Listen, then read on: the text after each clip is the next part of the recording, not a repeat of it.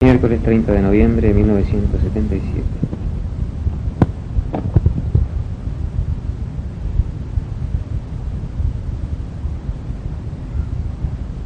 Estamos junto al maestro Osiris Rodríguez Castillo, a quien muchísimos orientales consideramos una de las figuras fundamentales, uno de los pilares del canto popular, de raíz folclórica, como solemos denominarlo, tratando de acercarnos a la denominación más justa. Muchas gracias. Queremos hacer un poquito de historia, y yo sé que estos son lugares comunes y preguntas repetidas, pero como la respuesta es distinta, porque es distinto quien la hace a la respuesta, siempre se dicen cosas diferentes. ¿Cómo nació en Osiris Rodríguez Castillo esta vocación de canto, de guitarra, de poesía que él ha concretado? Bueno, nació conmigo, una cosa natural en mí, la actitud poética ante la vida. Es probable que nací con un interés, ni mejor ni peor. A veces suelo decir que el ser poeta es un defecto. Puede ser un defecto positivo.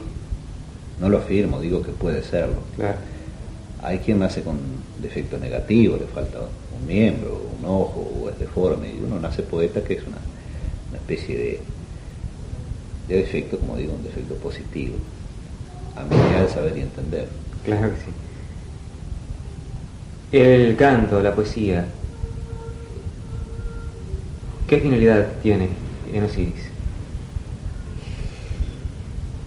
Músico empecé a ser desde muy chico. Yo empecé a estudiar música desde los 8 años de edad, o quizá antes. En este momento no recuerdo con exactitud, pero por ahí debe ser.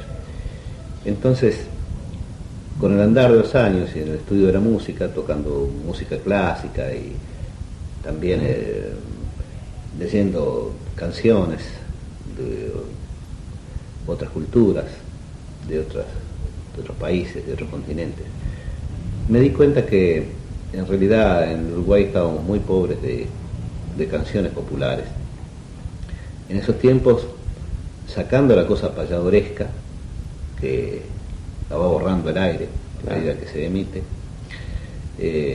canciones uruguayas no teníamos más que La Loca del Bequeló, El Carrero o El Carretero de Arturo de Navas, En Blanco y Negro de Silva Valdés y Feria, Mi Tapera de Díaz Regules, que se cantaba por estilo, y en realidad había que andar hurgando mucho para encontrar alguna otra cosa que tuviera cierta validez. De ahí saqué la conclusión de que nuestros poetas y nuestros músicos habían trabajado poco en esto. Claro, no hay que contar con la obra de los músicos clasicistas, Claro. del Uruguay. Bueno, asuntos para ser cantados en ámbitos muy especiales, Sí. pero que en realidad no tenían penetración popular, y aún hoy, inclusive lo de Clouseau Mortet es una cosa muy poco conocida, no tiene penetración popular, y su validez es en cierta atmósfera. Claro, yo pienso que se desenvuelve más en ambientes Sí, de conservatorio exactamente, y adyacencias, ¿no? Claro, claro. Así que uno salía por ahí. Yo hace unos cuantos años atrás, muchos años ya, yo hacía giras de recitales por la Argentina, por el Uruguay, pero en la Argentina me preguntaban: ¿y ustedes no tienen canciones? Y yo buscaba la vuelta para no contestar, porque me daba un poco de vergüenza ser un pueblo sin canciones, ser parte de un pueblo. Y entonces empecé a pensar si yo no podría escribir canciones. Yo había escrito mucha música para piano, para guitarra todavía no. Y empecé a probar.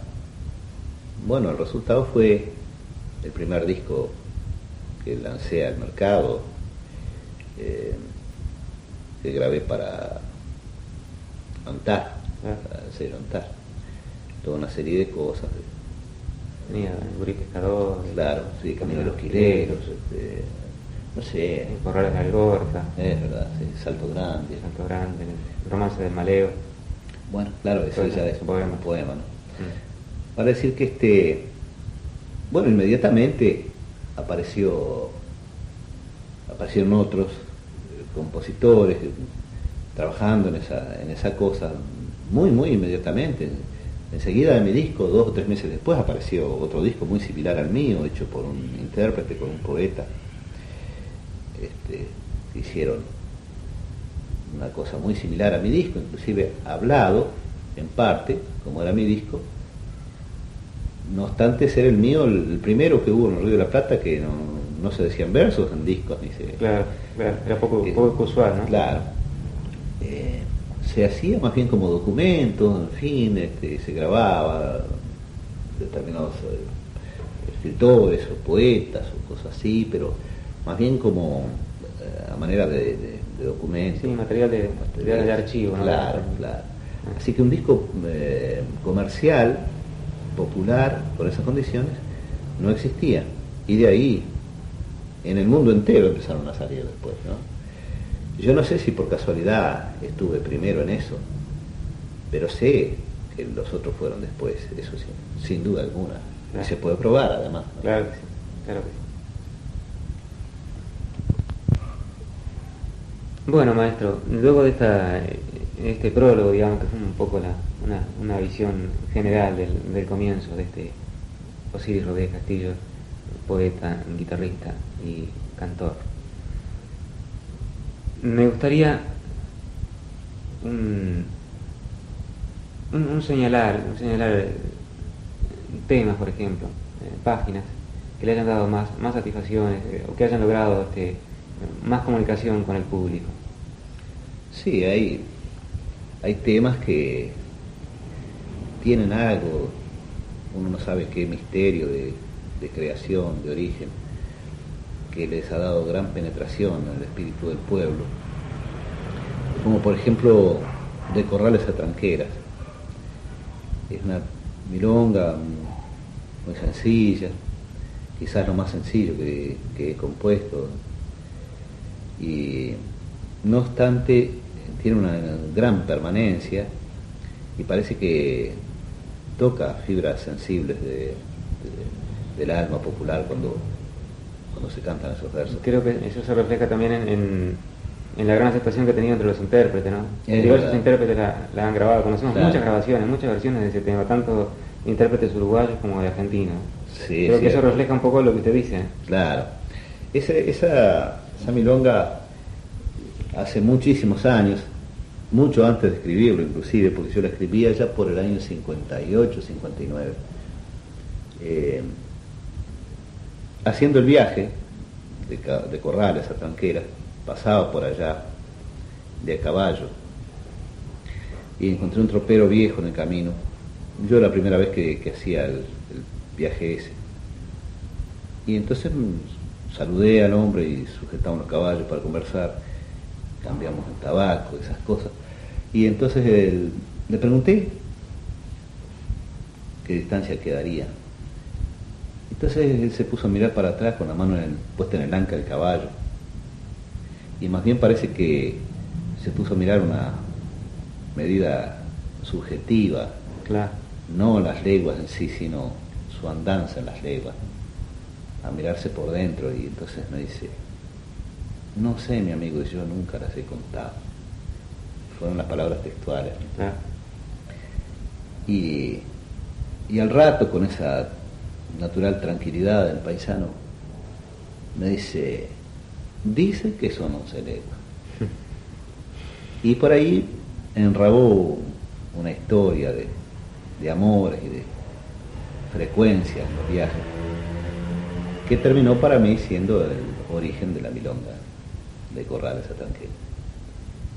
Bueno, vamos a ir a otra milonga. A mí me conmueve muchísimo y sé que también ha tenido gran aceptación a nivel popular y ha sido grabada por varios intérpretes. El Tata Juancho. Tata Juancho he conocido muchos. casi todos los viejos de la campaña, gente que queda al final sin destino. Ya un poco hemos visto una juventud sin destino, buscando un trabajo zafral o pianando en las estancias. En la aparente enormidad del silencio y las dimensiones del campo, actualmente invadidas ya por la radio, ¿no? Sí. Pero en aquellos años de mi formación, con el silencio original de América. Bueno, esa juventud encuentra después un motivo de ser en el amor, crea su hogar de algún modo, pero llega un momento en que se van yendo los hijos, un momento que los años le impiden ya trabajar, y uno se encuentra con esos semilleros de viejos sin destino más que el boliche, cuando pueden pagarse algún vino, cuando algún otro se los paga. Claro. A veces ganado al truco o a las bochas. ¿Cómo no? Y ya sin para dónde agarrar. Es tremendo, pero es así. Creo que el problema de la vejez en el mundo entero es un grave problema, no solucionado aún. En algunas partes, con algunas soluciones, pequeñas soluciones, pero naturalmente en los ámbitos del subdesarrollo económico se agrava de manera tremenda. Así que Tata Juancho casi es cualquier viejo de nuestra campaña. Claro. Bueno, y estamos hablando de las milongas de así Rodríguez Castillos, así que vamos a otra de las más conocidas. Yo lo digo sin adjetivo publicitario. Esta también es de las más famosas, ¿no? Ajá. Como yo lo siento. Ah, sí, esa la grabó Falú a los pocos días que yo la di por terminada. Yo suelo trabajar bastante en las canciones, ¿no? Como yo lo siento, nació de dos cosas. Una conversación con un hermano mío, y me decía que él tiene un potrerito, tiene un arroyo, y era en tiempo de verano que hablábamos de eso, en una chacra. Y entonces le gusta ir ahí al arroyito ese, una zona con un fondo de piedra y arena, donde uno se puede ver los pies con el agua por la cintura, agüita clara. Y entonces dice, me voy y me echo ahí a la orilla del arroyito y pitar y estar solo conmigo mismo. Y es un lugar que lo siento tan mío, dice, tan mío como si fuera algo posible de llevar al bolsillo o llevarlo constantemente en la memoria, o una cosa muy de uno. Y eso no se puede cambiar por nada, me decía, eso es lo que más vale de todo lo que pueda tener ese rinconcito. Entonces recordaba yo, leyendo posteriormente, recordaba esto, un libro de Evelot, creo que es Marcel Evelot, un ingeniero francés que estuvo a fines del siglo pasado en la Argentina y estuvo acá, se asomó por acá por la banda oriental. Él hizo un tendido de rieles para los ferrocarriles del sur, en base a la expedición de Roca al desierto, 1880 y pico. Él acompañó la expedición de Roca y estaba asimilado al ejército, no sé, tenía algún grado militar. Recibió la comisión con otros oficiales de encontrar un valle, un lugar apropiado para campamento de un gran operativo. Había algo así como 40.000 caballos. En una expedición como la de Roca, que fue muy grande, era necesario llevar tanta caballada. 10.000 hombres nomás que se movilizaron necesitaban 3-4 caballos cada uno. Claro. Entonces era una caballada muy grande. Y tenían que encontrar un valle defendible, primeramente defendible, pero que tuviera al mismo tiempo pasturas para tantos animales. No hay que olvidar que también estaba la hacienda que ellos tenían que beneficiar para la manutención del personal de tropa, del ejército en general, que fuera defendible, que tuviera buenas pasturas, que tuviera buenas aguadas, y que en fin llenara el ojo, como decimos, ¿no?, a los efectos. Y encontraron un valle. Estos oficiales acamparon en el centro del valle y lo empezaron a explorar. Naturalmente tenía que ser algo muy grande territorialmente. Y llegaba la noche, se juntaban en ese campamento. Al principio todos los informes eran negativos, no servía para nada el valle, no era fácilmente defendible o presentaba complicaciones, no tenía tan buenas pasturas como se esperaba, no tenía tan buenas aguadas. Pero a medida que pasaban los días explorándolo, el valle empezó a mejorar, hasta que a la semana de estar acampados allí empezaba a ser el mejor valle del mundo. Y entonces se veló con mucha profundidad, explica que los paisajes no son de uno simplemente porque uno pase y los vea. Uno tiene que hacerlos de uno viviendo en ellos, adquirir una profunda comprensión del paisaje, que solamente la vida en él se la puede determinar, se la puede proveer. Y bien, yo junté ambas cosas, lo que decía mi hermano. Comprendía aquel pedacito de arroyo, aquel tazón de roca, y lo de Velo, y mis propias experiencias, mi profundo amor por la picada de Fernández, por el huerto de los Talas, por el rincón de los Matreros de allá en Mipago, lugares que tanto quiero y quise y visité donde transcurrió mi infancia. Entonces lo demás se dará dado por añadidura. Siempre aparece algún viejo patriarca en mi memoria, porque conocí tanto, que asume el papel protagónico, y ahí está el origen de cómo yo lo siento. Bien, vamos a hablar de otra canción muy conocida. Yo sé que a mucha gente, aparte de escucharlo y de disfrutarlo y de pronto asimilarlo con experiencias personales, quiere saber algo sobre ese gurí pescador en particular.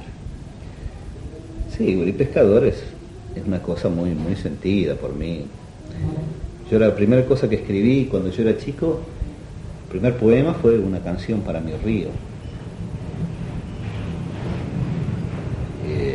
que después naturalmente se perdió. Canción para mi río, sin música, una canción de palabras, pequeño poema. Claro, yo fui ese gurí pescador, y después, andando por tantas latitudes, siempre que he visto un guricito con un mojarrero en la costa de un arroyo, se ha refrescado ese recuerdo que trae consigo mucha ternura, muchos recuerdos de infancia, de hogar, cosas perdidas en el tiempo ya. Y todas esas vivencias dieron origen a gurí pescador. Inclusive el ritmo fue una cosa que por entonces, cuando yo era chico, aparecía mucho en las guitarras del pago, que es un elemento rítmico de habanera. Claro. La habanera estaba todavía vigente, entonces con ese material y un poco de nostalgia de la frontera, que yo también quiero tanto, que sería mi segundo pago, la dilatada frontera del norte y del este, ¿no? No sé, para mí tiene una magia tremenda la frontera. Entonces, uno de los recuerdos que están ahí inmersos, confundidos dentro del tema gurí pescador, es de un gurí que vi pescar en la taipa de una sude, allá cerca de Ceguá, cerca de Noblía, en la estancia de un amigo hoy desaparecido, aunque queda mi gran amigo, el hijo Carlitos Verdier. Don Carlos María Verdier tenía una estancia ahí cerca de Noblía, y vi ahí un gurí pescando en la taipa de una sude. Naturalmente nació el recuerdo de todo eso y se fue juntando todo ese material y nació el gurí pescador.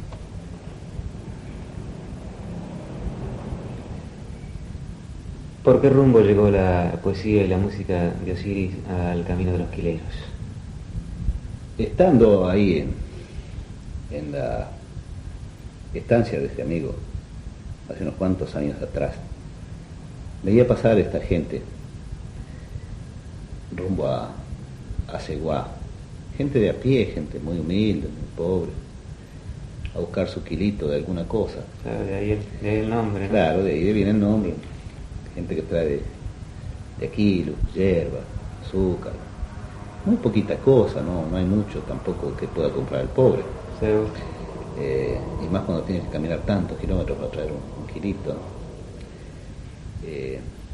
Naturalmente eso golpea la sensibilidad, agrede profundamente.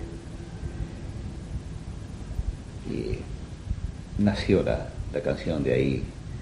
Sobre eso no es muy fácil hablar. Más bien alguna vez escribiré una canción que explique muchas cosas. La esperamos, Bueno, yo voy a hacer otra pregunta que es un lugar común, pero sé que la respuesta no va a ser común. Osiris, que tiene tanta experiencia y que ha calado muy profundamente en esto, que lo ha tomado con la seriedad de su vocación y de su talento, yo no diría qué consejos o qué recetas, pero qué directivas, qué norte, qué metas debe fijarse en la gente joven que tiene la buena intención de hacer cosas positivas dentro del canto popular de nuestra tierra. Yo creo que lo fundamental en eso es el amor por la cosa que se hace. Sin eso no resulta nada bien. Lo que importa no es querer hacer una canción o querer hacer un disco o un libro. Lo que importa es querer. Lo que importa es estar enamorado del paisaje, de la gente, del idioma. El idioma fundamentalmente, porque el idioma, la palabra es el símbolo sonoro del pensamiento del hombre, del sentimiento. Entonces, esos símbolos sonoros, a medida que los dice la gente, adquieren una enorme riqueza de matices, y estar enamorado del idioma es estar enamorado del paisaje y de la gente. Yo he andado toda la vida, y sigo en eso, escuchando hablar con profunda atención los matices, los giros, la imaginería popular en el habla. Y si uno ha nacido con una sensibilidad apropiada, es indudable que eso lo tiene que inspirar. Ahora, creo que el hacer la obra, yo sigo siendo del mismo modo, no hago una cosa para publicarla, ni para ganar dinero, ni para lucirme. Hago para reflejar eso que yo siento y que yo quiero. De alguna manera, darle un vehículo para que perdure a través de los tiempos, dentro de mis posibilidades. Y luego, ya digo, con profundo amor. Si no se hace así, puede un inteligente captar cosas que le den cierto éxito, pero va a ser momentáneo, porque no tiene las profundas raíces necesarias para afirmarse en el tiempo y trascender los tiempos. Creo que todo esto es una cuestión de amor.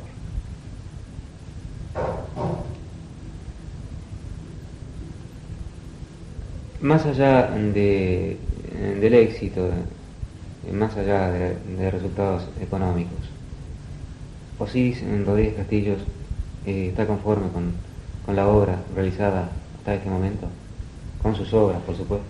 Sí, porque yo me he tomado el trabajo de estar muy, muy seguro, cada vez que he dado algo a conocer, de que en realidad estaba profundamente de acuerdo con ello, ¿no? Así que estoy confiado en cada cosa que hice. Creo que ha estado bien hecho. Ahora, la satisfacción más grande que tengo de esto es que a no muchos años de ser creadas, porque en realidad es cosa de 20 años,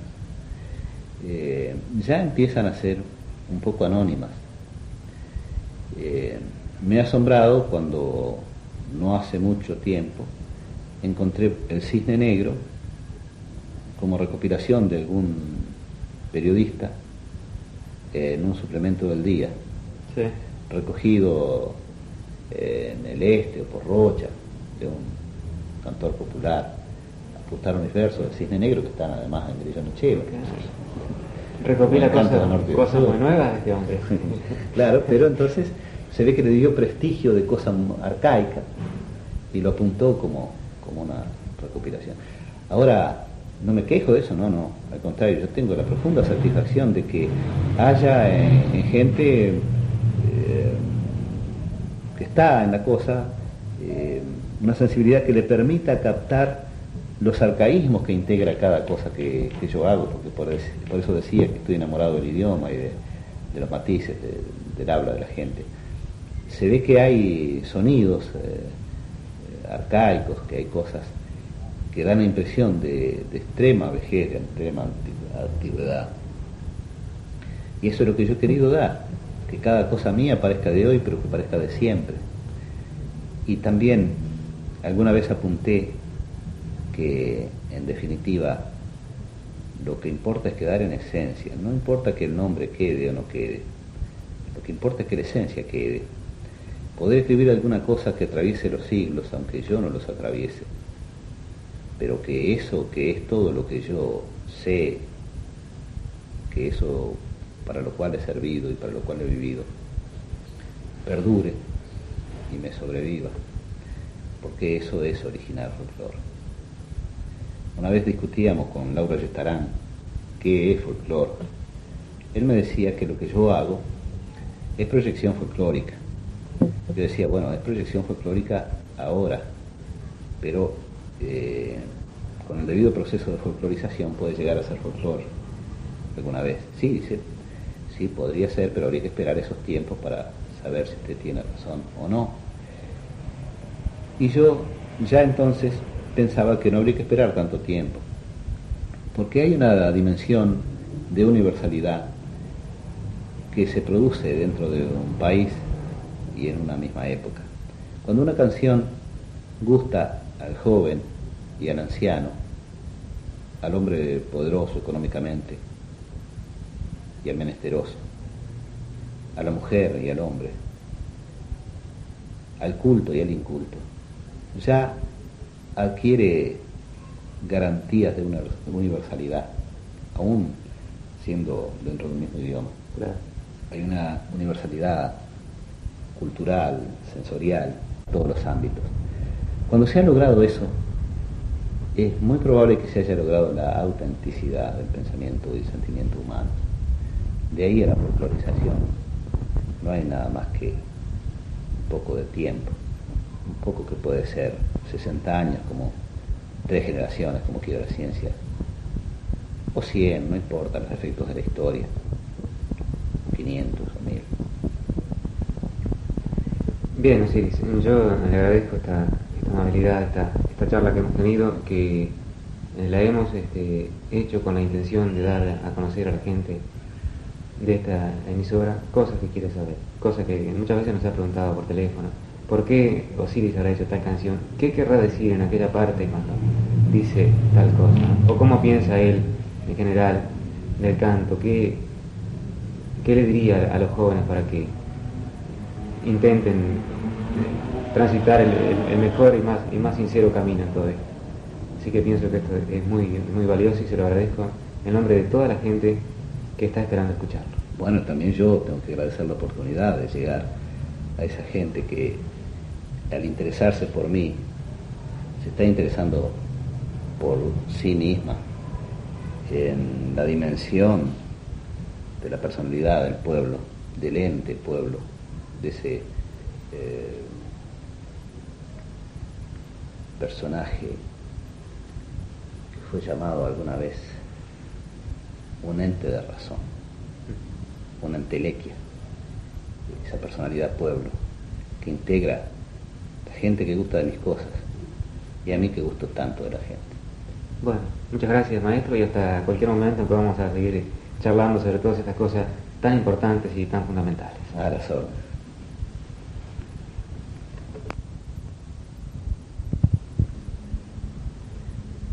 Montevideo, 3 de diciembre de 1977.